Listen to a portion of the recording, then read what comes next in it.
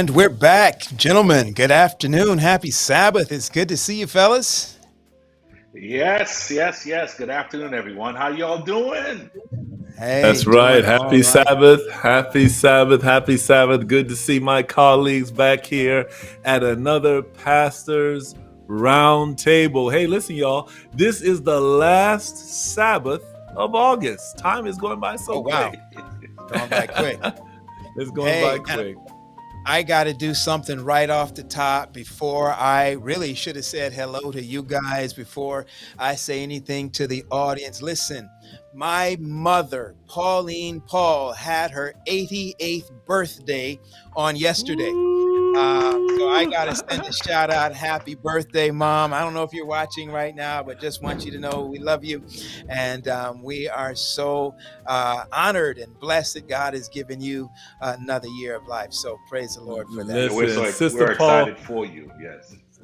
Sister Paul used to be my AY leader back at the Mount Sinai Ah, Church. that's And right. we did, That's right. Pastor Paul, we did something called street preaching, man. She had us out there Mercy. doing street preaching. Mm. So I just love Sister Paul in a special way. Happy birthday, Sister Paul. Happy birthday. Happy birthday, Sister Paul. I'm new to the family, but I just want to say that it's always, when I first met you in person, you put such a smile on. It has stayed with me, and it felt like I was just grafted in. So happy birthday, Mom. That's awesome. That's Good awesome. stuff. Listen, guys, man, let's see who's with us today. Let's go through here. I see Mama Patrick is with us as always. Yes. Good to have you, moms. Joining us from again the beautiful Spice Islands, Trinidad and Tobago. Glad to have That's her right. with us. Who else do we have with us, guys? Listen, we have here Curleen St. Clair is here with us. Faithful member of the Pastor Roundtable. Sandra Holder saying happy birthday to Sister Paul. She is on here today. So we have some people on here just excited. Tiffany Brissett is in the house. Philly in the house. Good stuff. There's Roycelyn joining us as usual from the beautiful state of Maryland. Who else do we have? Monique Francois joining us. Not sure from where, but good to have you. Ooh, we have Antigua with us. Anybody wants to take a shot at that name? Where are we? I'm trying to look to see where Antigua is. I see Tangela's walking in the real space. She says it's Tangela from New Hope. She wants to come and say hello. You guys know I'm shooting from come a little closer. You got to come all the way in. They got to say hello. We want to see. We want to see. All the way, a little bit more. There she is. That was my Pathfinder president up there, right there. Oh, Pathfinder president. You must be talking about Pastor Wade. Passed away. Hey. Good to see you. Good to see you. Nice to see you today. All right. Philly is in the house. Tiffany says Barbados is in the house today. Sandra Holder. Good stuff. I see Myrna Harris from the good old Bronx, New York. Awesome. Well, listen, Dr. Henry, here we go. This is the time that you're just getting in, that folk need to do something. What is it, Dr. Henry? Listen, today, right now, at this time, share, and share. You want to make sure you continue just to share this feed. We have a great program on today, and the only way that your friends and family members and those that you've befriended on your social media feed, the only way they're going to be able to see this feed is if you share it. So please share it. There we go. Monique says, hey, I'm checking in from London. I said I didn't know quite where. She makes it clear she's joining us from London today. So glad to have the international audience with us today. All right, gentlemen, let's very quickly. Oh, go ahead, Doc. No, I was going to say, Pastor Wade, Pastor Paul, last week. Oh yeah, my. That's where I was going. Yeah, that's exactly where I was going. Whoo! Listen, if you missed last week, oh my goodness. You missed it. If you missed it, you missed it. No. If you missed it, you're in luck, actually. If you missed it last week, you can go back and check out the YouTube channel or on the Facebook page. But that discussion last week, how long is too long? How long? Mercy. My goodness.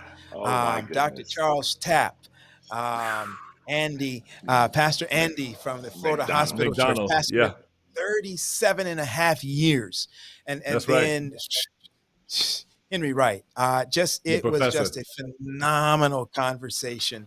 That again, if you missed it last week, we want to invite you to go back. I was getting calls and texts as soon as we finished that show from pastors all over the country, from lay persons all over the country. Just saying we need more of this. We want to hear more about this conversation. They were just so enamored by how real the conversation was that those individuals that we had as our guests, that they just brought it, and they talked about some relevant things that impact how we do ministry, and that's kind of how we landed where we are today. But Where we That's are. right. interestingly enough, last week's discussion wasn't just about the pastor; it was about the pastor's family, and Right. so everybody was able to get something. I've heard some from pastors who talked about what they heard helped them to be able to deal with the issues they're dealing with in terms of moves and how to talk to Hmm. presidents. So it was a great discussion on last week. Yeah. And listen, I got Pastor it. Wade, I like the fact that we had different perspectives as far as seeing this from a different vantage point. We had all of them were pastors definitely at one time, but we had a sitting conference president that was Hmm. Right. talking about this issue, and was really transparent. We had a retired pastor that has been in one church for like 37 years that was able to, Wow. give input on this. And then we also had a retired pastor, administrator, and also we had a professor, Hmm. Dr. Henry Wright, that gave us a perspective on this. So it was a well-balanced show. And that's one of those shows that, gentlemen, we just have to do a part two. I mean, that's Yeah. just, that's just, Yeah. and if you're an administrator, you got to go back and watch it. Go ahead, Yeah. Pastor Mo. And listen, I got a text from somebody said it was balanced, but not quite balanced enough, because they said it was a female pastor who texted me Okay. and said that we missed the question about how do moves affect female pastors. Is there a difference in how we do moves? How does that affect a pastor who is also a mother and a wife? And I thought that was a very good perspective that we did miss, and that I look forward to being able to deal with or to address in a future conversation. So ladies, we're thinking about you as well, and we want to come Yes. back and address some of that as well. So good stuff. Good stuff. Yes, Yeah. yes. So listen, today we want to continue, hopefully scratching where it's itching. In our conversation last week, we talked about the point that there is a shortage of pastors. Some of us may Yes. not realize that, but there is a shortage of pastors. Maybe because you see your pastor every Sabbath, you don't realize it. But when you look at it from a large perspective, when you look at it from the top down, there is a shortage of pastors. When I came through Oakwood University, or Oakwood College at the time, we had about 100 and plus theologs or theology majors coming Students. through each graduation. I think at the last graduation, how many graduated? I want to say there was only about 90. Wow. If I may be giving it too much, but there has been a complete reduction in the number of theology majors in the school, whereas the school has made recruiting pastors to come, or recruiting students to become pastors, a priority there at Oakwood University. So that's something new. And so in that discussion, in that vein, we wanted to talk to some pastors. This is what's on the table today. We wanted to talk to some pastors. We entitled the show, I Don't Pastor Anymore. And we'll get into it in the discussion, what that really, how to unpack that. But we want to talk to some pastors. We don't want to just say, well, we have a shortage of pastors. We thought we would talk to pastors who don't pastor anymore, and Right. try to get an understanding of what made that choice, what help them to make that choice of not pastoring anymore. Right. Raj, let's even work on putting a little bit more perspective on it. One of the things that we've heard is that in the years ahead of us, that we will be retiring more pastors than we are graduating. Correct. And that suggests that shortage of pastors is right around the corner, that we will be retiring more pastors than we are graduating from our schools. And so that kind of speaks to, this expectation that there will soon be a shortage of pastors in the field. And while on top of that statistic or that idea, we've also got pastors who are leaving. And so that has raised some concern in the hires up. So not only are we graduating, or are we retiring more than we are graduating, but we also have pastors last week. I think President Tapp said pastors are saying we got options. And so we said, hey, let's talk to some guys who had some options. Today, and let's I was see. about to say that. I think So the today we're talking to some guys who have some options. North American Division Ministerial, I think, shared that there will be a need for 1,500 pastors. Whoa! In about a year or two, there will be a need for 1,500 pastors, and we are in nowhere near seeing that being graduated. And that's across the board. That's not just in one or two conferences. That's across the board. 1,500 pastors needed. Wow. So today, we have some gifted people at the table today, Pastor Wade and Pastor Paul. They were one time in pastoral ministry, did a phenomenal job, and now they're doing something else. They're not pastoring anymore, but they're still in ministry. So we have here Robert Davis, my classmate there, Pastor Davis, the evangelist. He has baptized. Man, listen, you were on pace, Doc. You were going to catch up with Cleveland, man. But hey, he still got time. He still got time. Yeah, so that's Pastor Davis, man, my friend there in ministry. And we have him here on the table here, Dr. Davis. And then, listen, we got another powerhouse right here, Kymone Hinds. You talk about creativity. You talk about doing things exceptionally well in pastoral ministry, when he was in pastoral ministry. You talk about him being a youth director, Central State Conference, and we go on with all of his accolades. Gifted young man. He is here. And we are just privileged to have my friend as well, Pastor Kymone Hinds, Dr. Kymone Hinds, the Kymone Hinds. He's here too with us today. Yes, all right. Hey, well, let's bring him on, Raj. Let's introduce him to the saints. There they are, in the flesh, in the spirit. Greetings, gentlemen. It is an honor for us to have you at the table today. I think, we have the best gig in the world, gentlemen, when we get some of the brightest and best of throughout the Adventist world, throughout the world, right here at the table. And we are just honored today to have these two gentlemen. They are colleagues, but more than that, they are friends. And we are just excited to have both of you at the table today. We're going to have a word of prayer, and then we're going to give each of you just a few moments to just greet the audience today. Dr. Henry, we're going to ask if you would just offer a quick word of prayer, and then we will jump in. Let's pray. Father, we are so privileged to have these great men of God that's on our podcast today, God. You have blessed them in their ministry. You're blessing them now in their new ministry. We ask, God, that as we have this conversation today, it will be fruitful. In Jesus' name we pray. Amen. Amen.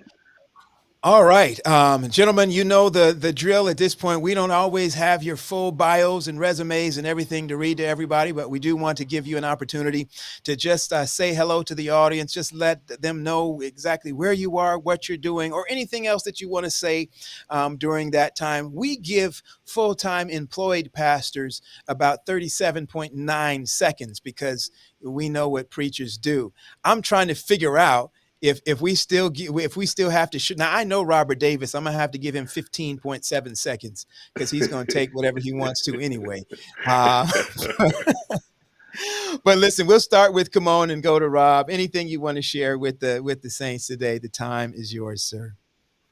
Well, thank you, Pastor Wade, Pastor Paul, Dr. Henry, for having me on, having myself and Dr. Davis on. I think this is a great conversation. It's one that I think our church needs to listen to. It may be uncomfortable for us, but I think it's one we can learn from.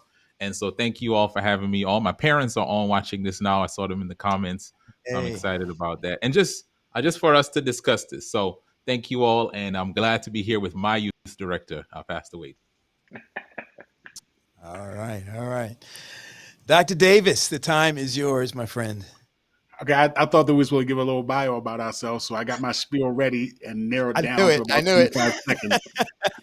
But anyway, I wear two hats. As I have an LLC called Unbox to Lead. In that capacity, I am the CEO. And what we do is we provide a leaders peer support community for executive directors and C-suite officers. It's a comprehensive community to help them to reach their personal and professional goals, as well as to provide emotional support for leaders as they lead the organizations. The second hat that I wear is that I also have a nonprofit which is called Unboxed. And what we do right now is we are the project coordinators for the largest policing and public safety policy creation and policy advocacy task force in the entire nation. And so I'm working here out of the city of Denver, having the time of my life. And Wow. I'm so glad that you invited me to come and to join you. Did I keep that down to 45 seconds, 35, somewhere around the time? You did good, Preach. You did good. You did good. Well, see, you've Wow. grown since we've been together last, man. That's Yeah, I awesome. mean, listen, guys, we are just so excited to have you with us. And let me just say right off the top, we appreciated your Yes. ministry. I know that it has shifted. We're going to talk about that. But you came up in the work. You came up through school. We saw you in school. We heard you got picked up. We were high fiving. We were excited to be in ministry. We partnered in many ministry outings.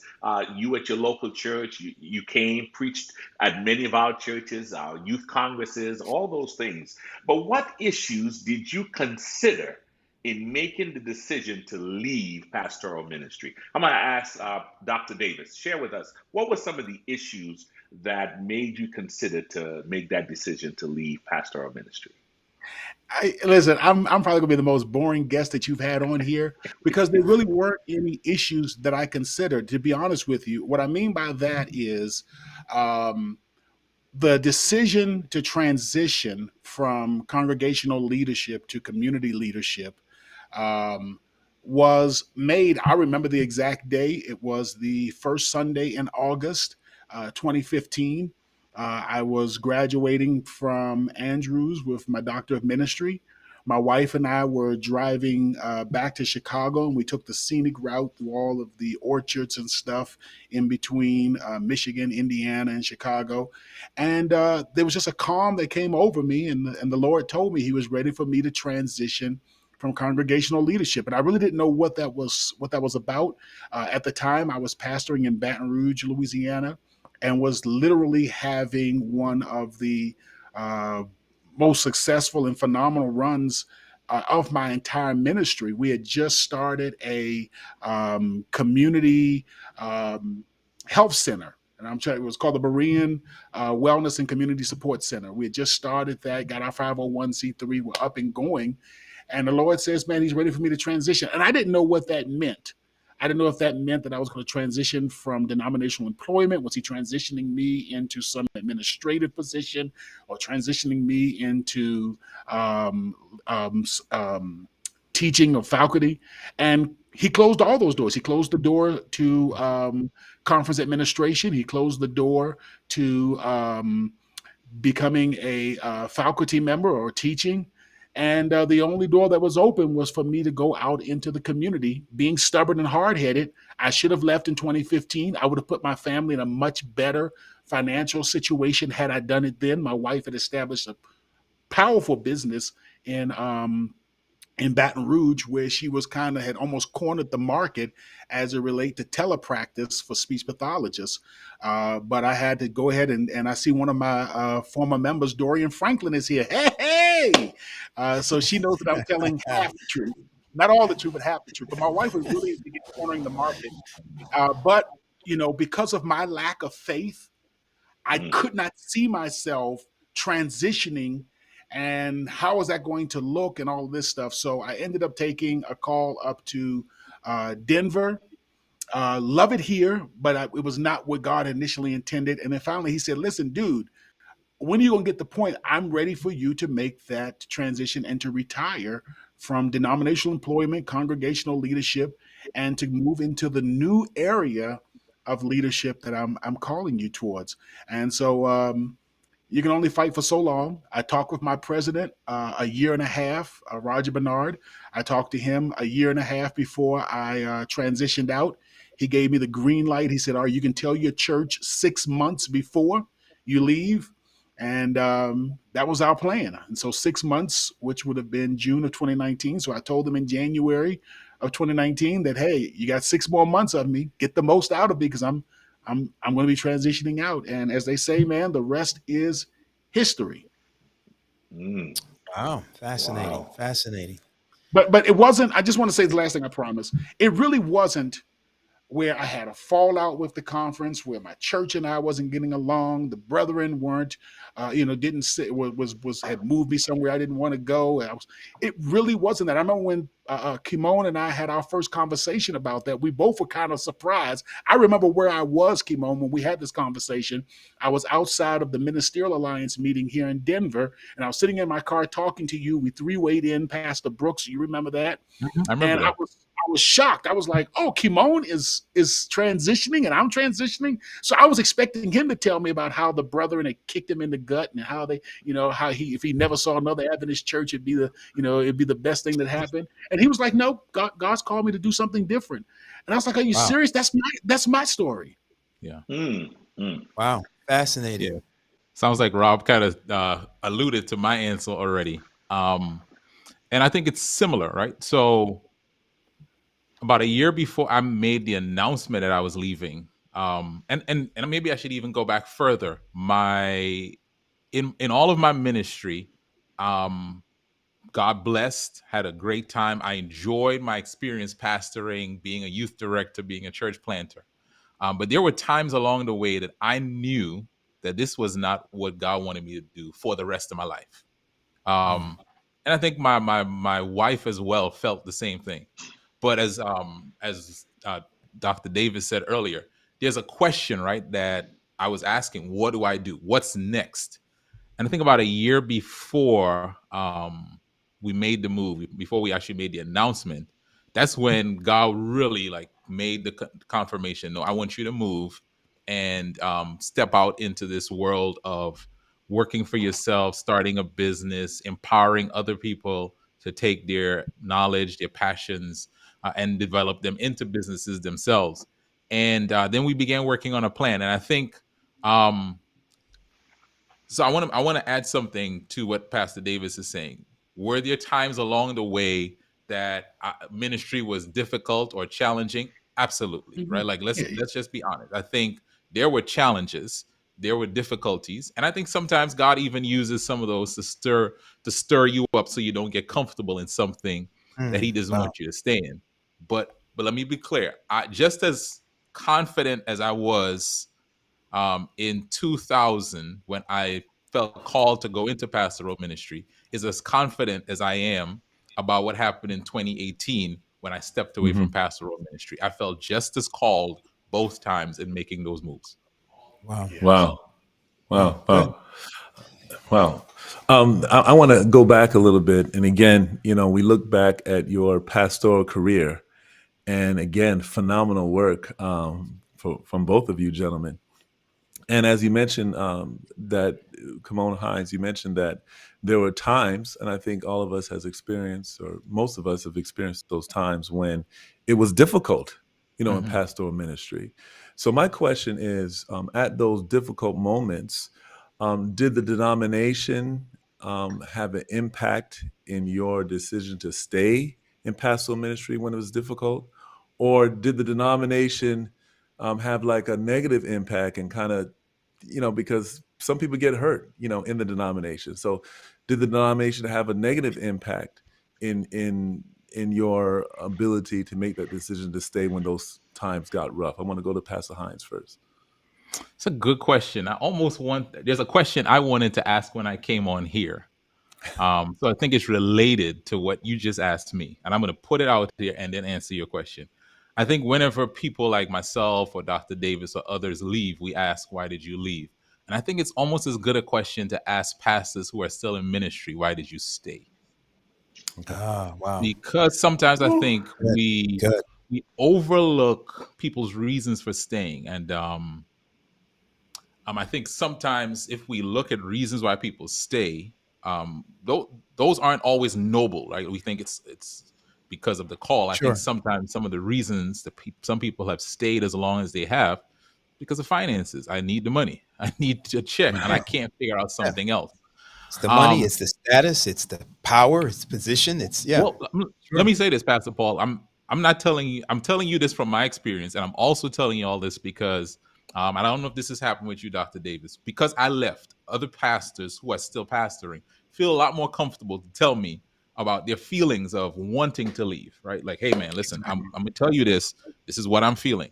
And two big reasons that I've heard some people stay who want to leave are money. I can't provide for my family.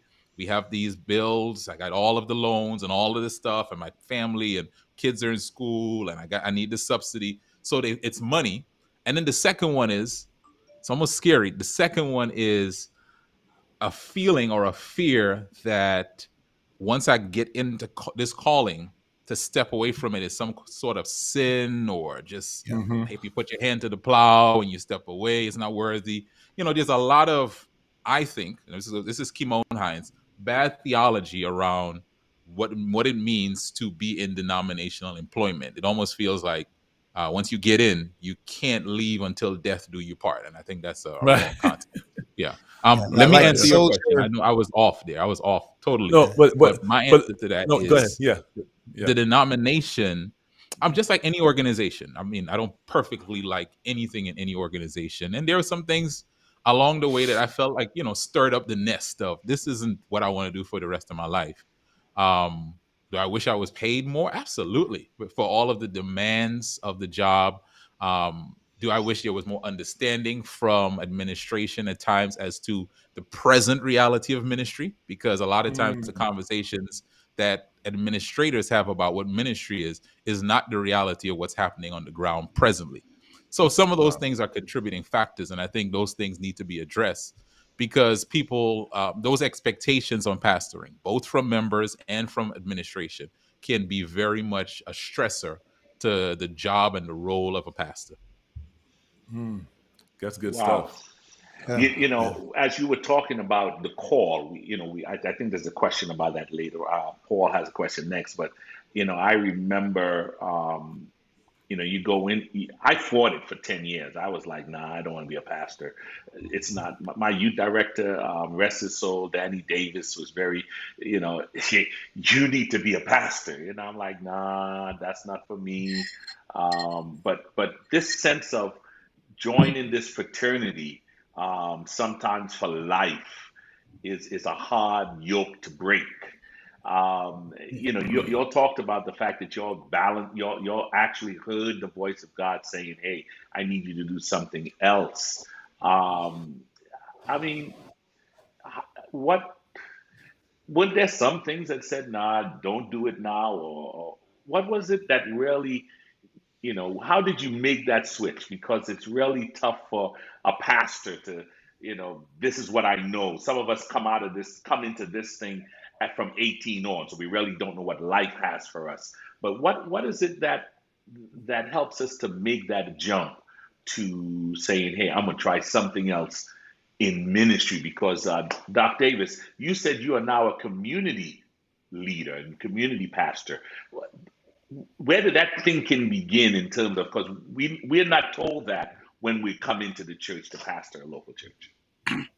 For me, it was with Pastor Dr. John D. Aaron in Alexandria, Louisiana. He's a Baptist. He's deceased now. He was a Baptist pastor, and he took me underneath his wing. And one of the things he told me is he was driving me around to meet the various city officials. And I'll never forget, we had just left the sheriff's office. And I watched this man tell the sheriff what he was going to do. Sheriff, you're going to do X, Y, and Z. And I saw the sheriff telling him, yes, sir. And as we're driving Wow. around afterwards, he says to me, he says, Robert, never forget, you don't pastor a church, you pastor the city. Come on now. And that stuck with me. And that was in Yeah. 2003 that he told me that. And that has stuck with me ever since. And so my ministry approach has always been, and there's some of my former members who are on this, who are watching this right now. my approach has always been extremely engaged with the community.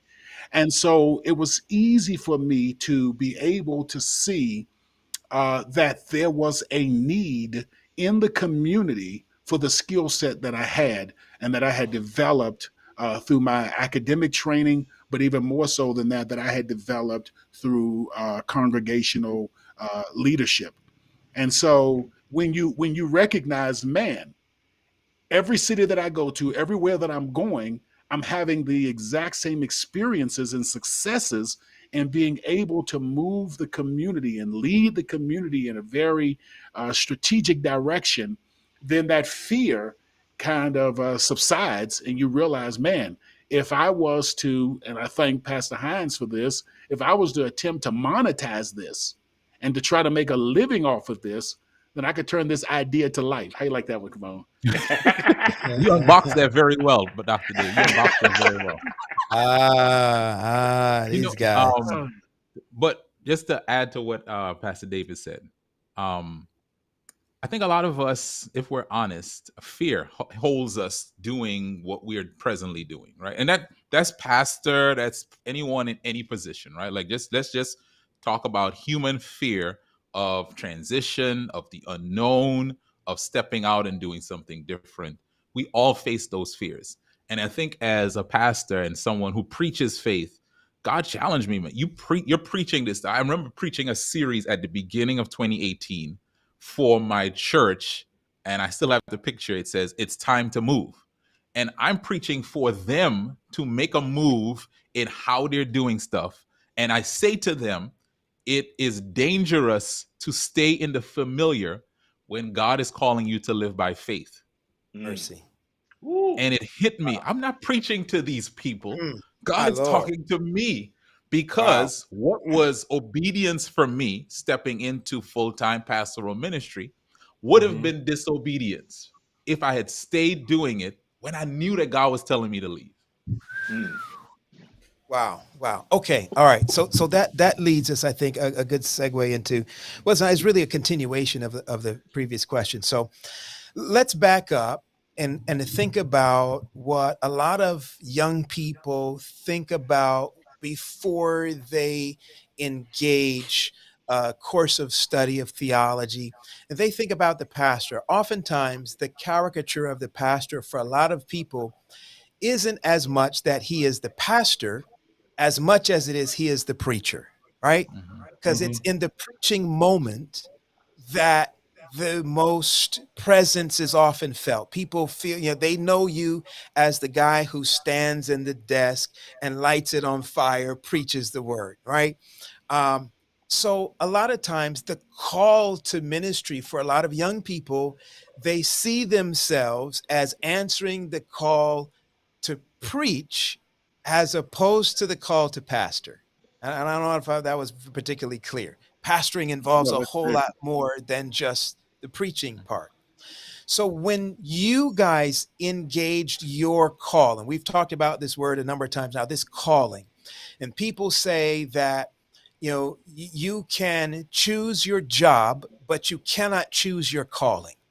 Um, so in the calling, did you guys feel when you answered that call, was it a feeling that this was a call to preach or a call to pastor? And at the time that you received the call, and it's going to be a two-part question. At the time that you received the call, did you feel like this was a lifetime calling when you first accepted that calling on your life? And if it changed, then and you've talked about it a little bit, but talk us through if that was in fact the case, and then if it was, then where did the shift come? Because if it wasn't for a lifetime, I mean, you're not in the pulpit right now. I know that was a long and Yeah, combobulated question, but yeah. take a You stab want to at go? it. So if I look at my journey, and I'm trying to remember the beginning of the call, I felt called to lead. I felt called to lead God's people. My journey is being a person growing up in church, actively involved. Before I went off to school to study to get into ministry, I was actively involved in my local church. actively involved with youth ministry. Pastor Wade knows that he was one of my youth directors, and actively involved. And it became a moment where, okay, I'm gonna keep doing this stuff on the side while I'm have my job, because my first career is something called actuarial science. So this is not my first shift. This is my second one. Okay. Um, but the call, I remember it, to lead my peers, people in my age group, to lead youth, because that was my demographic that I was working with in my local church. So that was my call then, and so I pursued that call then. And it's interesting, 2 years into pastoring, going in to be a youth director. But it just, I'll say this. I believe, for me, the call of God is progressive. Like, it's the same God who leads you to one spot, keeps going, right? So I'm glad you guys phrased it this way. I never left ministry. I left denominational employment, but I've never left ministry. Dr. Davis, you listen to him talk, he's never left ministry. And for a lot of the pastors I know who are stepping away from denominational employment, what is interesting to me is that the thing that they are doing in their new career, in their new move, in the calling, that they're following the calling, is very related to what they were doing in ministry. It's just God saying, now move that into the marketplace, move this into a new arena. And I think that's amazing, because it means that what the work that was being done on one level is getting out into the world. So I guess that's my answer for that. I hope I answered the long question in a good way. And I want to say this, Anselm, because you just threw out something. I served for 5 years on the ordination committee between Southwest region and here, where I'm currently at in Central States. And I would intentionally ask the same question, which is, how did you know that God called you to pastoral leadership? That was the question I would ask when my turn came around. And only one person answered it. Every single person of about maybe 20 people that were ordained in that 5 year period, maybe a little bit more, but they would all say, I just had this burning desire to preach. And Wow. only one person actually gave an articulate answer as to why they believe that they were called to congregational leadership. And I believe that may be a reason why people are fighting so hard to get out of congregational leadership and to get into the conference office and to get into other areas, because, you know, that was not necessarily their push from the beginning. And so if I could do it all again, if I could go back and talk to the 18-year-old Robert Davis, who got into congregational leadership because he wanted to tell the world about this amazing person he met named Jesus, I would tell him pastoral leadership is really one of the least effective ways for your personality type to accomplish that. Wow. Wow. But what happened was, when I announced, Dion, at Oakwood, and you were there, that, hey, God has called me to do ministry, there was all of these mechanisms within the system that said, okay, you want to tell people about Jesus, you want to help, you want to make changes in people's lives, we got just the thing for you. We want, you're going to not only study theology, but you're going to be prepared to become an employee of a regional conference. We're going to train you to become an employee of a regional conference, and everything you do is going to be prepared to stand in a pulpit once a week, to deliver a message on Sabbath morning, a sermonette on Wednesday evening, and to lead Wow. board and Wow. business meetings, and to organize the church to do periodic outreach Wow. activities. And that was literally the least effective use of the gifts and the personality that God had given me. And I thank God for my experience in congregational leadership. But had I known then what I know now, I would not have studied theology, because the degree is somewhat useless in the real practical world.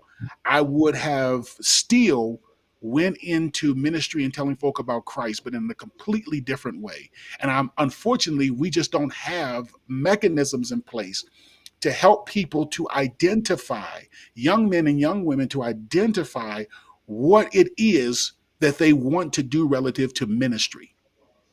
Wow. Wow. Listen, and I want you guys to I want the audience to know this.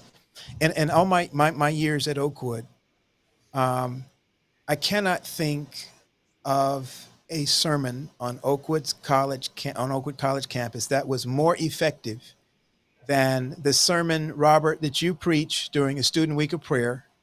I'm trying to remember that title used to be Revelation etched in my mind. 13, was it something like that? Yeah, it was something in the lamb, the The beast, look or of a something lamb, like the roar of a dragon. I remember Yes, that the message. look of the Thank you. lamb and the roar of the dragon. There, in all those years, whether this was from a student or any other ordained pastor, conference employee, the, the the Holy Spirit used you to light the entire campus on fire after that sermon. So people would look at you, Robert, and say, as a result of how God used you there, not as a pastor, but as a preacher, then this man must be called by God to fit inside of that box that you just described. Um, Dion Henry introduced me in that message. So Dion and I have been running these streets for a while. Yeah, So, I'll never forget that. it's Dion's fault. the look of the Oh, Dion. lamb, Yeah, let's blame everything roar. on Dion. Yes. Oh So, so, my, so, my, so, my. so, so let's talk very quickly before we move to the expectations, right? So people sat around and they've heard both of you preach. Kymone, I heard your name. I knew your name.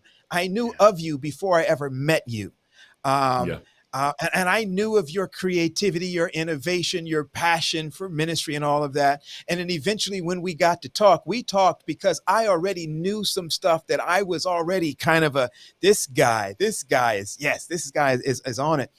Um, so you guys also know, and forgive me if I'm skipping ahead. I'm not sure if I am or not, but coping with not only, I asked initially kind of your own expectations. Did you feel that this was a calling for life, or was it for a season? Um, but in making this switch or transition, how did you deal, or did you think at all about other people's expectations or thoughts about what you were preparing to do? Come on, and then Robert. Good question. Other people's expectations, other people's thoughts, definitely. Because of my some of the way I'm wired as a pleaser is one of my issues. I definitely thought about that. I wanted, because just like I mentioned earlier, you get into ministry, you hear the messages, keep your hand to the plow, so when you get in, there is an expectation from colleagues, members, family, people. There's a esteem of ministry that you're supposed to Mhm. stay in. And I think that probably contributed to me wrestling with it longer than I should have in terms of making the move. Because maybe there's a unsaid some unsaid expectation that if you leave, you're almost leaving God, you're stepping away from spirituality. There's a lot of other things that come along with it. And I didn't want people to think that way about me. But after a while, as Davis mentioned, you got to go with what God is telling you. I'd rather please God and disappoint people than please people and disappoint God. Yeah. Got it. Good I'll stuff. never forget. Pastor Debelier Snell was passing through town. His flight got canceled, just happened to get canceled here, and I live around the corner from the airport. So he came and spent the night at my home, and I was sitting in the living room. He and I speaking, and I was trying to articulate. This is literally like with the month after I had just transitioned out. I was trying to articulate to him why I had transitioned out of congregational leadership, why I was retiring, and for some reason he just couldn't get it. And anyone who knows Pastor Snell knows that he's probably one of the most brilliant minds that you'll ever encounter. And he just couldn't get it. And I'll never forget, and talking about, how others would receive it. And I was very discouraged. My wife pulled me aside and told me, she said, quit trying to explain Mhm. what God is Wow. doing That's because right. other folk are not going to get it. Overheard the conversation. She just told me, she said, don't just quit trying to even explain it. And I realized that, but I wanted my friends, those who I love and those who I admire so much, to be able to understand and to celebrate with the same Mhm. intensity Wow. when I announced, hey, I'm getting ordained this summer. All the guys were like, finally, yay, and all, we all were excited. We all got ordained within a year of each other. Dion, I think, was 2 years ahead of us. We were all cheering each other on when our ordinations came up, and I wanted that same Wow. validation, and I Wow. didn't get Wow. it. I Mercy. just didn't get it. No one could understand it. You know what? Can I just piggyback on what Dr. David just said? It's interesting that both of us are on here today because, as he mentioned, we both were talking about this around the same time, and I think that was God ordained because Davis, just as we were doing that, you said it. A lot of people didn't understand. A lot more people are doing it now, so it's not as strange. It's not as whatever the word is. But I think for me, having you and I going through the journey together was helpful for me. I don't know if it was the same for you. Mm-hmm. I, I I, I don't know. need I need I need to say this. I need to say this to both of you. I know both of you. We've worked together. We have friends and community.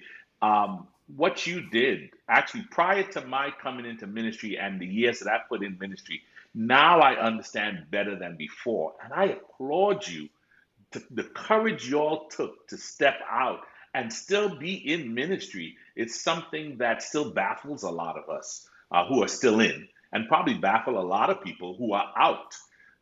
Even some of the members, what are they thinking? Because they see that pastoring is just this one thing. Could you share a little bit about some of the successes you have had outside of the pastoral congregational leadership? Share with us how God is working in your life, doing some of the things you're doing now that it's still ministry. And I want to just be. I'm gonna let Kymone start off, but I just want to say this. I want to push back just for a moment because my wife is right next to me right now, and she's livid because we continue to equate denominational employment, pastoral, congregational leadership as ministry. By default, if that's ministry, we look at other areas as not being ministry. And then we are confused. And I was the greatest culprit before I made the transition of doing this. But then we wonder why our members, the members of the congregations we lead, don't view themselves as ministers, Yeah, that's good. and why Mm, they don't take up the ministry mantle is Yeah, because we have told our members that real ministry is when you are employed by a conference and you're getting paid. We don't want you to call yourself pastor. We got this whole thing where members are not allowed to be referred to as pastors. We got all of these other rules and regulations, this hierarchy. Members are, which is completely anti-biblical. Members are not allowed to administer the Lord's Supper. They're not allowed to baptize. They're not allowed to ordain or do any of these things because only the pastor can do that. And then we wonder why the members are saying to themselves, I'm not a disengaged. Were they real disengaged? minister, why they disengage. Yeah. And I was the number one culprit of that. mm. Hmm. But that wasn't the question, so I was going to kick it back to Kymone about what he's doing. He's on side. Now, look, Robert. That's one of those topics for me. I think that's a big part of the bigger issue. One is the bigger issue of when we say church, what do we mean? When we say Mhm. ministry, what we mean. And I know Mhm. people think words, we're just making a big deal of words. But if church is simply something we do for a couple hours on the weekend in a building, and ministry is just preaching and pastoring, then we have really created a Yeah. show, and we've created something where um, the prevailing message is sit there and watch and just don't get involved. But as Robert is saying, all of us are in ministry. Like every person typing in this chat needs to understand Come on. that Come on now. you Yes. Yes. are Yes. in ministry, period. Yes. I don't care what job you have. In fact, you probably have more impact on people during the week than Wow. people who are paid pastors because you meet with people Mercy. every day. You're in full time ministry. Mm. My Lord. All right. So whoever said the question needs to say it again because Robert got me on a hot I mean, horse here. I mean, Go ahead, This Roger. is your chance to brag about the what great things that you're doing, Kymone. yeah, what you're doing Oh, now, my bad. Yeah, yeah. because we seem to think about it being that one thing, but Yeah. what you're doing is still ministry. Share with us what are some of the Right. blessings that God has given. Right. And again, yeah, good. So glad you said that because ministry isn't even defined as what people do inside of the building or inside of working with the congregation. So, what God has allowed me to do is to help people to take their knowledge, their expertise, and the things that they're passionate about and start businesses. I believe God's called me to the ministry of entrepreneurship because I believe there are much more people who are sitting on ideas, sitting on things that God has given them, that when they step out and they use them, they actually make a greater impact on the world, and it helps them to produce income. And so over the last few years, God has allowed me to work with adults to start businesses and teenagers to start businesses. Two of those teens happen to be my own daughters, and Oh, they've been yes. featured on national news and local news. Amen. And that's really, I believe, a continuation of what I've always been doing. I was always starting something. Go back to my teenage years in my ministry, I was always starting something. And so God said, let me take that and use that to get it out into the marketplace. Awesome. And Wow. Kymone, don't forget you took my daughter and helped her to start her bakery business That's as nice. well. Yeah. She attended his one of his summer programs, and it was remarkable just how Kymone is helping a young African American kids understand the principles of entrepreneurship, and not waiting until they finish college, but what they're doing right now. And so I just applaud him because he has mentored and coached me to help me to build my brand. You know, the ministry part of it, I had pretty much down pat. But how do I articulate that to the community? How do I build a brand around it? And Kymone coached me, never charged me. So I did one little thing for him, which is get him a nonprofit started. But I Yeah. still think I'm in a deficit. So I'll pay you. Just hold on, man. I promise. but yeah, Kymone has been Wow. helping so many people. It's just been tremendous. And one Yes. of the things that I like about what I'm able to do right now is I'm actually able to reach out to people who are in marginalized communities, and I'm gonna specifically talk about the LGBTQ community, marginalized communities who either A, have had very poor experience with church, or B, just do not view themselves as religious. And so they distance themselves from religious organizations such as the church. And so now, in the position that I'm in, I am able to develop and to maintain friendships with people who would just normally, if they heard pastor or were invited to a church, would automatically say, that's not really my thing. The same way you would put up if I said, hey, listen, I want you to come to this multi-level marketing presentation that's taking place at the Ramada Inn this Thursday. You'd be like, man, that's really not my thing. I'm not in the multi-level marketing. But people in the community have that same approach to church because they think about it from a religious Wow. component. Yeah. And so having access to people at their most vulnerable times and being able to minister to them without having to encourage them to attend a religious service, or without trying to explain that you can be open with me even though I wear the title pastor, is just, it is so liberating. And again, I'm not putting this down, I'm not putting anyone else down. It's just very liberating. Again, with my personality type and the way that I Robert Davis, move. That's good stuff. Wow. Listen, Listen, everybody, yeah. we just want to thank those of you who are joined. We're going to take a quick break, so we're asking our guests not to go anywhere, but we're just going to do a quick reset, and we're going to be right back with our guest. Wow, guys. So all right, so a couple of things. Number one, if you are just joining us in this conversation, Dr. Henry, talk to us. What do they need to do? We've got about half of the thing left, about 30 minutes left. What do we need them to do right now? Listen, Right now. share, like, subscribe. I think they can do all of it. Yes. I think they can do all of it, but they got to share it. Pastor Paul, listening to these great men of God just talk about the shift and what the Lord is doing is inspiring. But when we get back on, we gotta see what's the next phase for the next generation. I mean, I see some questions are coming in on the chat. Yes. And we got to acknowledge these questions because although we love the ministry that's happening, we do also need to see some pastors in churches, right?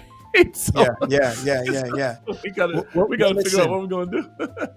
I want to encourage our audience a couple of things before we get back to our guests and the topic. Pastors Roundtable, the Lord has blessed this ministry over these 2 years plus now that we have been doing this, with having some great guests and some phenomenal conversations. And we've been trying to grow that YouTube channel. We are like, what, 40 something people away from reaching that 1,000 subscribers. And that's a huge milestone that you can help.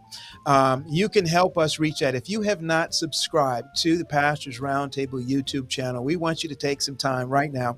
Go over to the Pastors Roundtable YouTube channel, hit that little subscribe button, hit that little thumbs up and that little bell. It's going to alert you to any time we put any extra content on that channel. We know many of you are probably watching on Facebook, and we appreciate the support that we have gotten so much over these past few years. We also want you to know that there's some more tangible ways that you can support this ministry of what we do. Roger, will you talk to us just a little bit about that? Yeah, so if you go to our website, the PRT.live, at the bottom of this page, you can go to support and you can share with us on Cash App, or you can share with us on PayPal, and you can give a donation and gift. You can make it monthly, you can make it yearly, you can one-time gift. If you like what we're doing, we want you to be a part of that. And the only way we can make that happen, to keep up the technology, to make sure that we have the right equipment and be able to do some of the things that we're doing, we need your support. We do get support from some of our sponsors, but we still need your support, because you're the ones that are really making this what it is. If you didn't come and listen, we would not have a show to do. So we want to ask you to join us. We want to ask you to join us, partner with us. Our Cash App is there. You can go to the website and connect and do it on the PayPal. If you don't want to do that, if you want to connect with us, we also want to share with you that we have some T-shirts, and you can actually get a T-shirt, $15 for the Pastors Roundtable. Just Wait a minute. email us with the information, and we will be happy to get you one of the Pastors Roundtable T-shirts. All right. So yeah, okay, we'll talk about. I don't even have one of those. Anyway, okay, all right. Oh, Y'all gonna get us in trouble trying to sell merch on the Sabbath. Hey, donations, Listen, donations. Dr. Martin, I want to say, Dr. Martin, as many email addresses, Gmail accounts as you have, the answer is yes. You can double subscribe, you can triple subscribe, you can do what you need to do. But listen, this conversation today has been on fire. I've been seeing so many people who have been saying that how grateful they are for us to take the time to have this conversation. I've seen pastors, I've seen pastor spouses in the chat talking about this conversation. Again, right now, if somebody that you know needs to be a part of this conversation, now's the time, because we're getting ready to bring our guests back on and to dig deeper into the last half of this conversation. We want to just let you know, towards the end, we will give contact information for each of our guests, so you can gain more information on what they're doing and support them in what they're providing in terms of ministry. All right. Let's go. Let's bring our guests back on. Yes, sir. All right. Well, listen, thank you so much. I mean, you all have been pouring into us, telling us about your experience transitioning from pastoral ministry to other forms of ministry. And you've also given us some reasons, or both of you have given us a reason why the transition, and it's the calling. You know, God has called you from the pastoral ministry to another form of ministry, and you're making waves, you're impacting lives, impacting the community. There's a lot of questions on the chat. I want to ask a few questions here. First of all, okay, so we know that some people move from the pastoral ministry to other ministries because of the calling, right? What are some of the other reasons why people move from pastoral ministry that you can think of? And what do you think the contributing factors are why people move? So what are some of the other reasons why people move from pastoral ministry?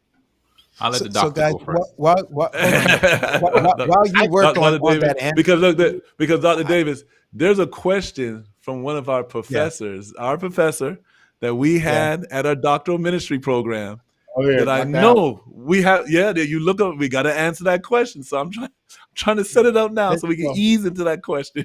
Listen, while you guys get those answers ready, I want to put something else out to our audience that they can work on while we're hearing this Right. answer. And this might be a little controversial, so this might be a little for the brave. But I'm curious. I know that we've got a lot of pastors who are watching.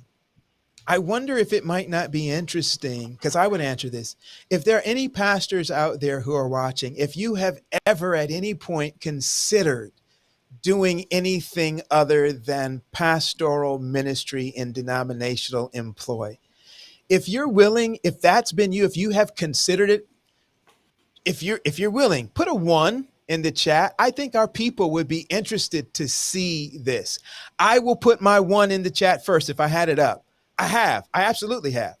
Yeah. Have considered it, thought about it. Oh yes. If you are a denominational employee pastoring and you have considered and thought about something else, I think it'd be interesting to see how many of you have done that. And I'll pass that on to the guys that answer the question. I love it. I love it. I think that's a good thing for our viewers and for everybody. I think I got a one too. I think maybe Roger, you Yeah, might my have a one one is in too. there. All right, Roger so got two. go ahead. TJ, put a one in there for me. So, Pastor Davis, tell us, man, what are some of So the other reasons why people? Go ahead. the gentleman who followed me when I retired, who followed me to the church, he stood up when he announced that he was leaving, and he said point blank that I got a job that's going to be paying me at minimum 3 times what I'm getting paid to pastor. He said so. I mean, I was shocked that he actually said it to the church, Wow. but at least you have to applaud his honesty. He said, "Hey, I'm going to be making a minimum of 3 times what I'm making right now, Oh my. That's not just hard though. walking in the door." Not that hard to do, but Yeah. So Okay, so for financial that's a factor reasons. right there. Yeah. Yeah. Okay. I mean, Okay. so Go ahead. so I think Dion, to answer your question, a few reasons. I think financially is definitely one. Think about the demands of pastors. You are strongly encouraged to put your children into an education system that you have to pay for. Um, you you're the first to give for any project that the church is doing, that your expenses, your thing, life is growing, and then your income is sort of capped. So that is definitely one of the factors that I think some pastors consider. I think there is a frustration, right? Let me try to explain this. Imagine you're doing a job, you're working as hard as you can, but you cannot control the outcomes of that job, right? So let me see if I can explain it this way. You're in a church, that church has not grown for 20 years. They bring you in, you are the latest superman or superwoman that they now say this church is going to grow. You preach as hard as you can, you visit, you do all of the stuff, and this church still stays at the same level. Well, yeah. any person, any human being wants to know that their work makes a difference. Any human Wow, being, I don't care that's what good. role it is. That's good. You want, when you walk away from your job, I did a good job and I see benefit from it. And I think there's a frustration for many in pastoral ministry that no matter how hard I work, there are expectations from the top, from the bottom. There's a lack of participation, as we talked about, Resources. right? Resources, so that I can work as hard, but I'm not seeing results. And then you show up at workers meeting, and you're almost shamed for not having the results that others may have. And so those are some of the factors that I think that go into why people say, you know what, I need to look at other options that are out here. My. Wow. I was going to say, Pastor Paul, we had a very good conversation last week with Pastor Tapp, Pastor McDonald, and Pastor Henry Wright, and they brought up this whole moving thing. And so Oh I'm yeah. thinking that maybe, if you've been at your church for 5 years, and as they mentioned last week, one pastor went on vacation, came back, and somebody said, y'all just got voted to move. Can you imagine? Yeah. I mean that That could Yeah, be and it discouraging comes too. across, particularly as he mentioned, to a lot of our younger guys as a level of disrespect. Like Yeah. you didn't respect my work, you didn't respect my family, you didn't respect my church enough to be able to have a conversation with me or talk to me about this thing. And so you've got a lot of younger pastors who are saying, that's just so disrespectful, and I didn't sign up for that. So peace, I'm out. I'm going to go over and do something, in a different field. Hmm. I'm sorry, we weren't supposed to be answering these questions, Dr. Henry. Well, These are I want to say this. But I yeah, think sometimes we are projecting onto leaders why we think that they're leaving. I have not experienced out of all the guys who I have spoke to, and my wife got to a place where she's like, "Don't even answer the phone anymore," because every time I got a telephone call, somebody was like, "Hey, I'm leaving. What do I need to do?" I'm like, "Man, what am I, the transition expert or something? The transition yeah, coach?" But I think experience. that we protect because I think typically guys who have those experiences just go from one conference to another. They go. I don't know how many of them are actually leaving congregational employment altogether. I'm sure there's one or two out there, but I don't think that.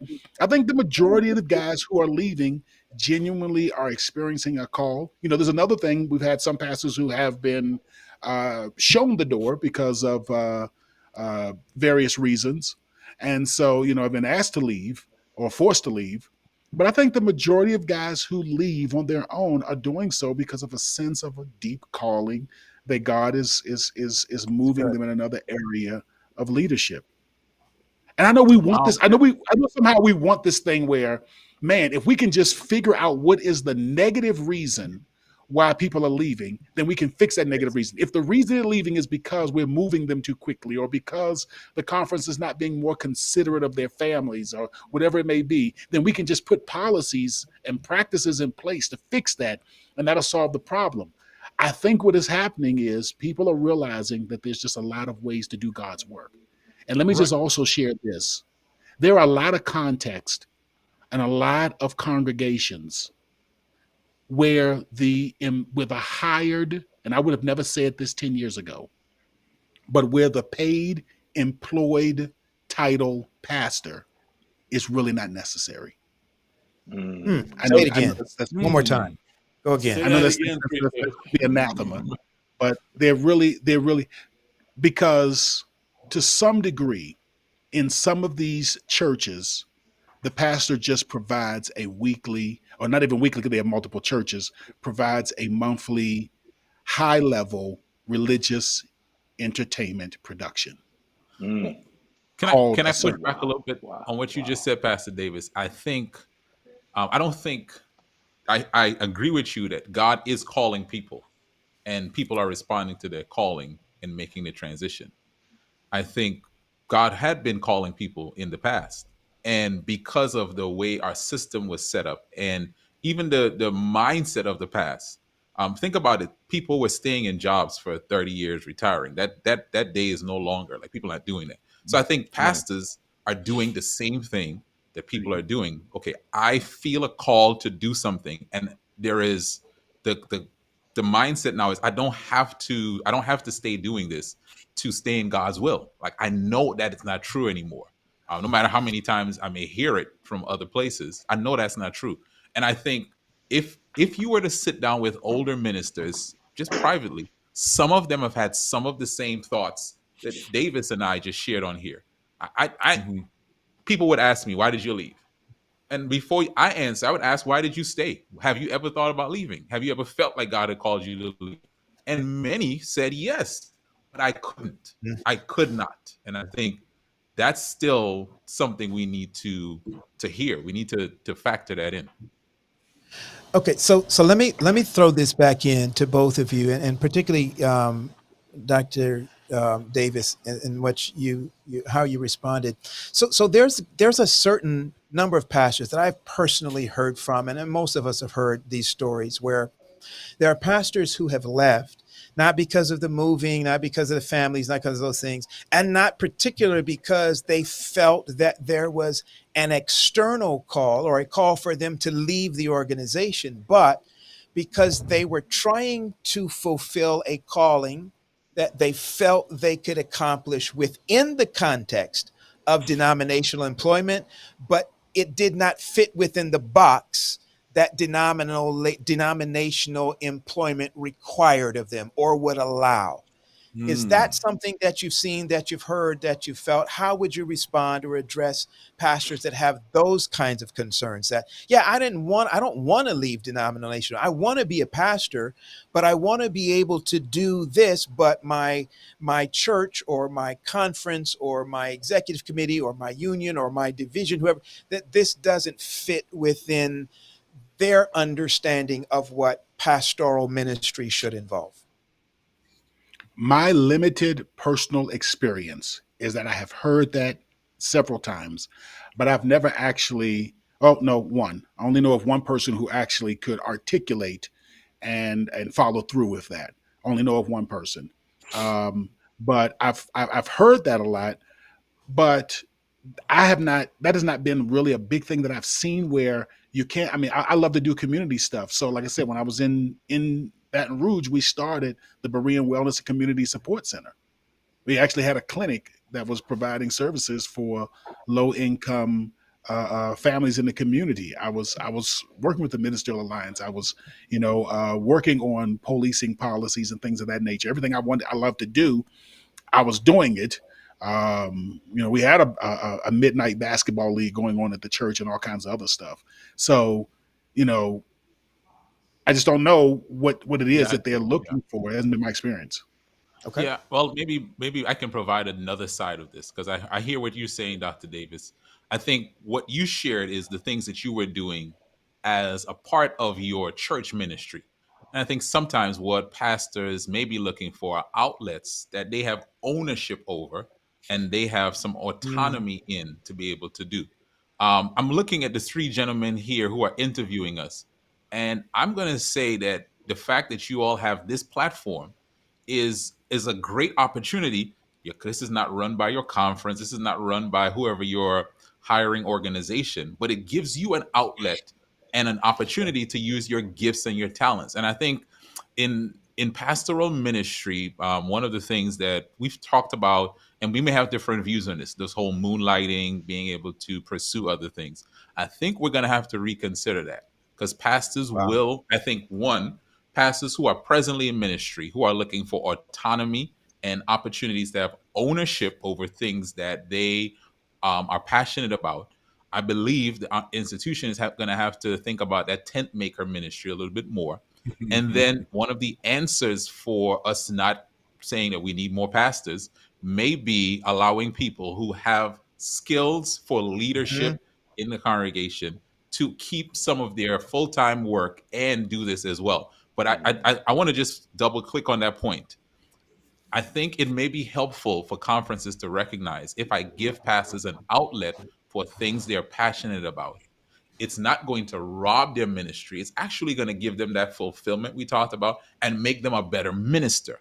And that's my personal belief as to one of the solutions that we may find to the issue. And I Mm, think if a pastor is doing his job, I guess the biggest way to articulate what you're saying, Kymone, is just mind your business, man. And that's just leadership 101. Leadership 101 is getting out of the way of your team. When your team is doing a good job, get out of the way of your team. I had on my broadcast Beth Yoe of the Conflict Center here in Denver this past week, and that's one of the things that she really talked about was knowing how to just let your people do what they do. And I think sometimes we have a tendency in administration to micromanage. If you really want your people to do well, if they, as long as they're doing their job and are successful, get out the way and let them do what they do. Mhm. I think the point brought out was it came out last week. Pastor Henry Wright mentioned that the job description for a pastor is infinite. There's no sure. Yeah. set structure. And I think part of the problem why some of pastors feel unfulfilled or can't fit into certain things is because we just don't know what to do as pastors. And when you find your niche, if it doesn't fit your leadership's perspective, you begin to get a lot of pushback or if it doesn't fit your churches, it begins to get a lot of pushback. I pastored a church, and it just hurt me just a couple of weeks ago, and I wanted to do a particular ministry. And because some of the members didn't like it, they went and told my administration, and they pushed back. And to this day, I still have some regrets that I wasn't bold enough to say, "Hey, we're going to move in this direction." I feel God's calling, and I think we're back to that sense of hearing what God is saying to you as a pastor, and being bold enough to say, "Hey, we're gonna do it because God is the one that's calling us." And Can I I say think that something? is key to what you all are saying here today. Can I say something, Pastor Wade? You said something to me when I was making my transition that helped me. Um, my job before I ran summer camps, and when I was no longer youth director, you said run your own summer camp, and so I did, and I did it with my children, right? And then that kind of Wow, good. became the basis of me starting the camps to help kids start their businesses. Mhm. And what I Wow. believe for many pastors, maybe the answer to some of the frustrations of ministry is recognizing that the kingdom is so much bigger than the Adventist church. And some of the Mm. things that your church will not let you do or whatever, you got to do that thing in a way that blesses other people. Look at the stuff Rob just told us he did. Davis, I don't know if some of that stuff you may have been able to do. Maybe you could have, but I think the kingdom of God is so much better served for what you're doing now than if you were simply doing the old role that you were in. And that's no shade. Please don't take that as shade for anything. But I think if we recognize the kingdom is so much bigger than our church, we bless people like Pastor Davis. We say, man, this guy is doing what God is calling him to do, and people's lives are being impacted. And the good thing I had going for me, just to address that one point, the good thing I had going for me in Baton Rouge is I had a church that said, "Hey, listen, we are not prepared to do any real work, but what we won't do is get in your way. And Mm. we'll also stand on the sideline and applaud you as you work yourself to an early grave." So that was a good thing I had. They said, "Hey, we won't jump in your way. Do whatever you want to do." And I did whatever I wanted to do, and had a good time doing it. Listen, we got a comment in the chat here. Dr. Martin's asking a question. He's saying with the fading influence of the current cultural milieu, with the fading influence of pastors in society, would you advise? What would you advise the next generations, or would you advise the next generations to pursue pastoral ministry? So, in other words, with the fading influence of pastors in society, how would you advise the next generation to pursue pastoral ministry? What would you say to them? Mine would be to the universities, and Oakwood being my heart. I'm an Oakwood man all the way through. But what I would say is that we take more of a approach to pastoral lead, or to ministry, as they take an approach to medicine. You study medicine, but no one says that you have to be a cardiologist, because pastoring is a Oh, very wow. specialized field. Mm. You go into pre-med, and then you go to med school, and then you go into your specialization. What we do is, as soon as you say, "I want to study medicine," we start saying, "Okay, great, you're going to be a cardiologist."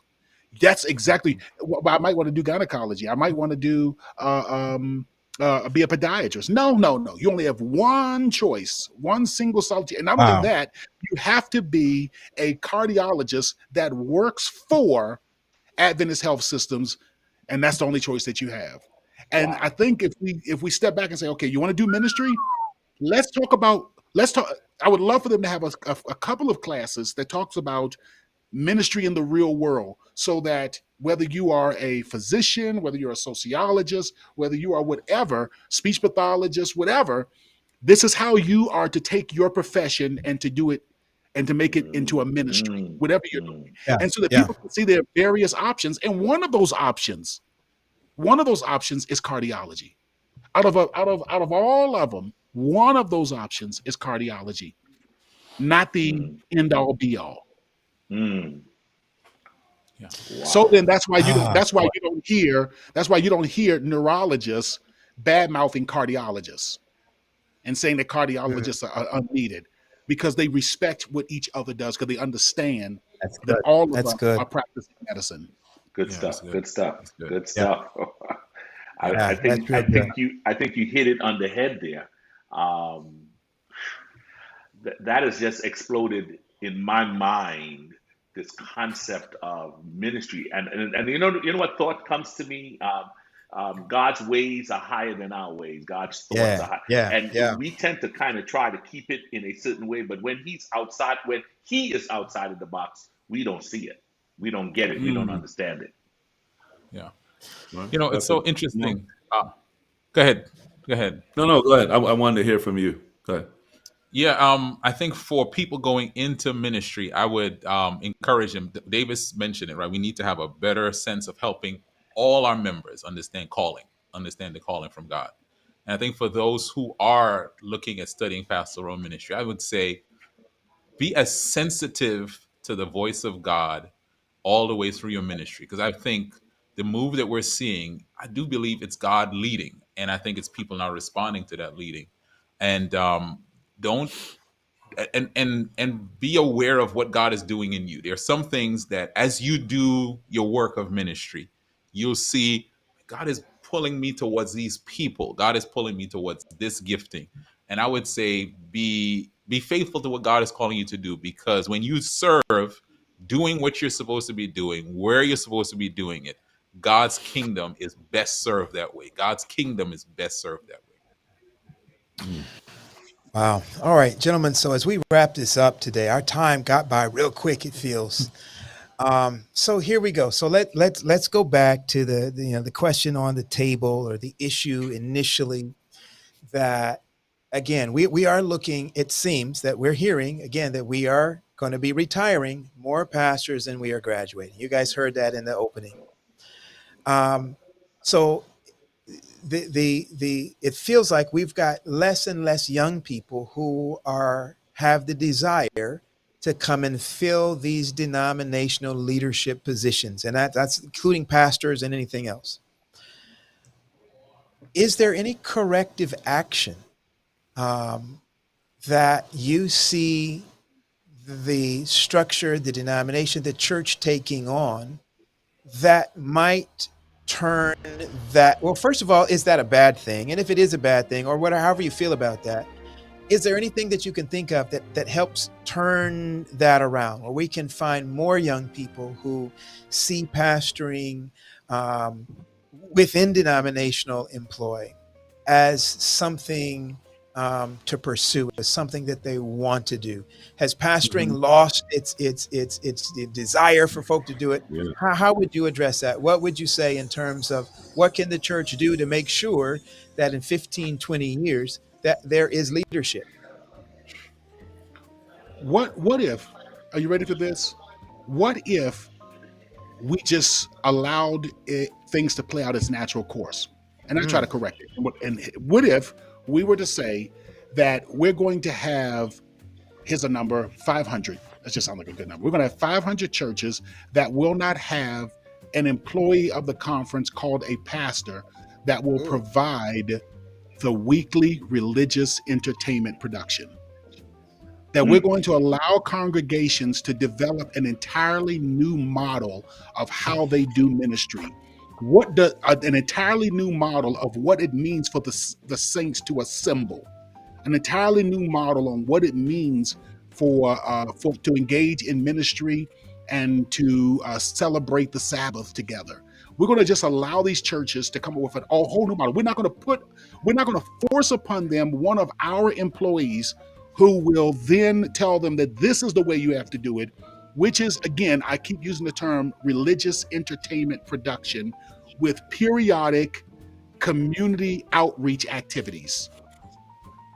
That's what church is right now. We can call it however, we can gussy it up how we want to, mm, but that's really what it mm, is. And so instead of doing that, we're going to say, you know what, congregation, you figure out how the Holy Spirit is leading. And it's going to look different in Corinth than it does at Philippi, than it does at Ephesus, but it's still going to have the same component: God's people building each other up and working together to engage in ministry. And how that looks is going to be different from city to city and from house to house, but y'all will figure it out. And we're not going to try to figure out a way to recruit wow. and to put this this model and impose this model, which is not a biblical model. The model that we use for our weekly assemblies is not biblical. It's one that we came up with. It is what it is. So Okay. if we can come up with this model, then churches can come up with another model, because the Yeah. purity is not in the model of how we assemble. It is in the doctrines that we believe. Do we still believe that Jesus is the Christ, the Son of the living God? Do we still believe in the imminent return of Christ in the clouds of glory, and his commandments still being binding, and the Holy Spirit giving us power to keep those commandments? That's what's the essential. This other Yeah. stuff that we've made essential is actually not essential. So what if they don't come to fill these positions? In the words of Mahalia Jackson, let the church roll on. Wow. Listen, Wow. I think we need another show on just what, Yeah. what Pastor David said, Hey, but so come we on. can But get into before it. Kymone goes, let me throw this out here, because I want the audience to know. Like, you've got people in this audience today, particularly Dr. Martin, who teaches preachers at the seminary. He teaches there, and he has just asked. I don't know if you guys saw it, but he has just asked for some suggestions from this audience to in response to this question as well. And by the way, Dr. Davis, he said your stuff wasn't new. He said that sounds like the New Testament model. Anyway, all right, go on. Good stuff. Dr. Martin can never give me credit. Couldn't do it when I was a student. Won't do it now. No, I think I can't differ much from what Davis just said, and I think it would be good if you guys post that in your group and people discuss it this week. That discussion. Yes. Davis is onto something. Our idea of what church is and how it functions is not the biblical model. And maybe what we're seeing, even though we bemoan it, we're losing pastors, this is happening. Maybe this is God's way of shifting us so that the church is becoming more of what it should have been. Sometimes we look at stuff and we say, oh my gosh, the sky is falling. And maybe God is saying, no, this is rain. This is rain here. So that what should be growing would grow, so that we stop having all of these spectators every week and we get more people off the bench into the game. And that's probably what is going to happen next, is the shift. And so, yeah, as David said, we could give some suggestions as to how to keep this model going, but maybe we see what is really God doing as he's shifting this stuff here. Wow. Fascinating. Wow, gentlemen, this has just been powerful. I'm looking at the audience engagement. They all of us just really, glued in on this. Go ahead, Dr. Henry. No, I was saying, listen, the audience are chiming in. They want to know more. Dr. Davis said that, or Dr. Martin said, you got the credit and graduate with flying colors, Dr. Davis. So he just want to just put it. But I'm sensing we got to do a show, gentlemen, later on sometime about the pastoral ministry. Is the pastoral ministry essential, or are we just seeing a shift that's going to continue where the pastoral ministry is not as essential as it was before? We need to really get into that, because again, it's showing up in our schools why people are not going in. So I think we need to know, what's this pastoral ministry? Is it important?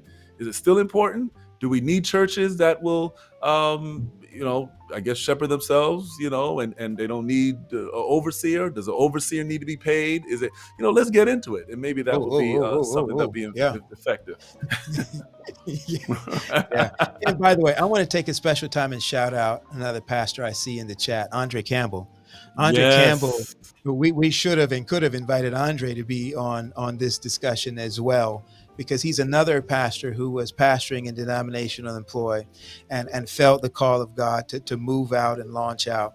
And so Andre, drop some links or something in there so people can kind of get in touch with you and see what you are doing in the ministry that God has called you to at this time. And there may be others of you that are in a similar situation. We invite you to do the same.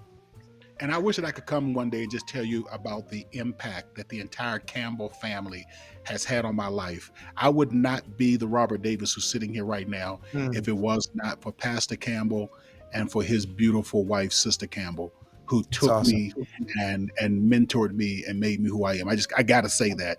And I really appreciate seeing Andre here.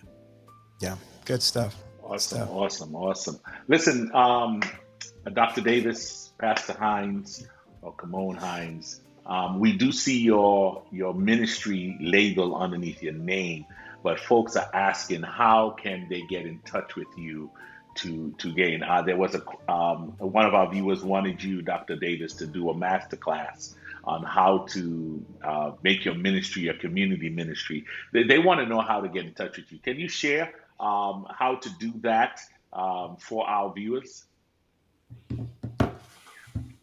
All of my social medias are SWG Unboxed. SWG, which stands for Seasoned with Grace, SWG Unboxed. And you can visit our website, which will tell you both about what we're doing with leaders as well as what we're doing with our community work. That website is www.swg-unboxed.org. That's swg-unboxed.org. Excellent, excellent. All right. You should see that show up in your chat in just a second here for those of you that did not get it down quick enough. So we're hoping somebody type that up and throw that up in the chat. Awesome. And my And I'll put it in the guest chat for you. To get in contact with me, my website is ideastolife.me, ideastolife.me. If you go there, there are places for scheduling a call. And I'll just give you my email address. It's my first name, Kymone, at ideastolife.me. So if someone could type that, put it in the chat, Kymone at ideastolife.me, ideastolife.me. And Kymone Hinds on any social media platform. So I'm the only person with this name. So I love it. Good Love stuff. it. Love it. That's good stuff, man. Wow. I just dropped my email and my website in the guest chat as well. Okay. Got it. Got it. All right. Well, listen, we are so delighted and excited that you guys were willing to take the time to spend with us here at the PRT today. I guarantee you our audience was blessed, our live audience and our audience that will show up over the next few days are going to be richly edified by us, even by you guys being really even willing to breach the topic. We don't discuss it often. We don't discuss it a lot. And so we appreciate you guys being willing to come and put this on Front Street, as it were, Right. and really just kind of opening the box a little bit wider for people to be able to be encouraged and to see that ministry happens in more than just the classically defined places and spaces. So thank you so much. We applaud both of you for what you're doing. We applaud the courage that you engage by following where God was leading you. And thank you. But we want to say on behalf of our audience, on behalf of ourselves, thank you for showing us that you can move outside of the box, that you can find a way to minister in the specific ways that God is calling you at various seasons of your life and in your ministry. So thank you both so very much. We want to remind our audience that next month, September, we are not going to, what are we doing? Is the first two? Yeah. Okay. Yeah. No, that's, No, we no, are no, good. no. That's October.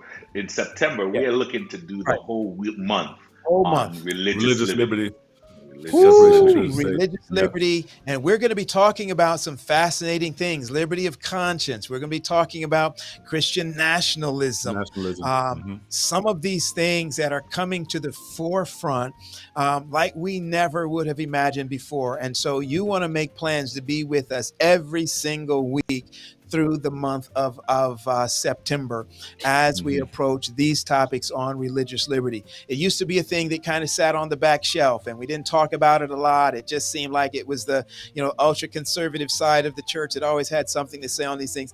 Look, y'all, we are seeing these things come front and center right now on CNN, MSNBC, Fox. You're seeing this stuff in your newspaper, on your social media feeds. So I guarantee you do not want to miss this month as we focus on this topic of religious liberty in all of its various ways. There is a thing that I wish we had the graphic to show you, but there's the religious council. What's that called? Conscience and Justice Council event that is coming up on the last week of September. We're going to put the flyer up in on our sites, on our platforms, to make sure that if you can be a part of that, to go ahead and do that. Some of you may be willing to go or interested in going. I believe it's out in California. Some of you may be able to watch it online. I think there is a registration fee, but we'll put all that information up. We want to promote that next month as well. Roger? Yes. So to our guests, thank you for joining us today. To our viewers, thank you for being a part of this relevant discussion. You have, Dr. Davis, Pastor Hinds, you have demystified the concept that I don't pastor anymore. And you have actually given us an opportunity to celebrate with you what That's you're right. doing now. So thank you so much for allowing us. And thank you to our viewers for adding to this discussion. And thank you for supporting Pastors Roundtable, where we strive to make ministry relevant, resourced, and real. God bless. Goodbye, everyone. Stay with us, our guests.